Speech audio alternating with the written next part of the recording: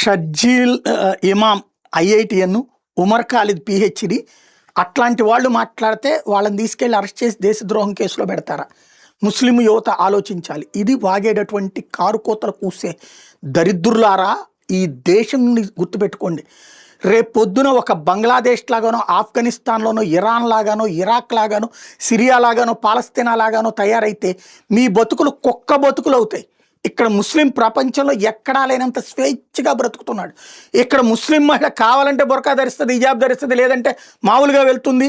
ఇక్కడ సినిమాల్లో నటిస్తున్నారు, సీరియల్స్లో నటిస్తున్నారు, అట్లాగే ఇక్కడ రాజకీయాల్లో ఉంటున్నారు, అలాగే టీచర్లుగా ఉంటున్నారు, లెక్చరర్లుగా ఉంటున్నారు.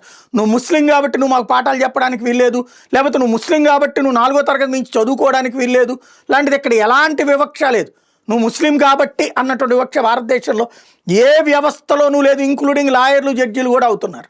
కానీ ఎందుకు వాళ్ళని తప్పుదో పట్టిస్తున్నారు? మరి ఆ లెక్కనైతే ఉమర్ ఖాలిద్ అనేటటువంటి వాడు ఇప్పుడు బాంబులు పేల్చుకుని చచ్చినటువంటి వాడు ఒక డాక్టర్, వాడికి సహకరించినటువంటి అమ్మాయి ముస్లిం అమ్మాయి డాక్టర్, ప్రొఫెసర్.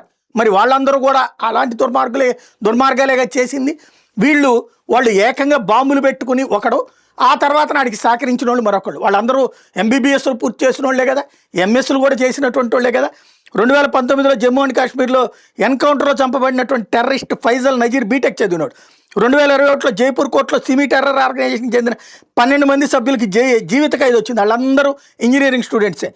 భారతదేశంలో దేశాన్ని మొక్కలు చేయాలి మత ప్రాతిపదికన ఇక్కడ చదువుకున్నా సరే వాళ్ళల్లో మత పెచ్చ పోకపోగా మతం కోసం పరామతస్తుల్ని చంపాలనే కోరుకున్నటువంటి వాడిని ఎట్ట బతకని లెక్క ప్రకారం అయితే కాల్చి అవతల పడేస్తారు. ఇరాన్ లాంటి చోట్ల ఉరేశారు, కాల్చి చంపారు.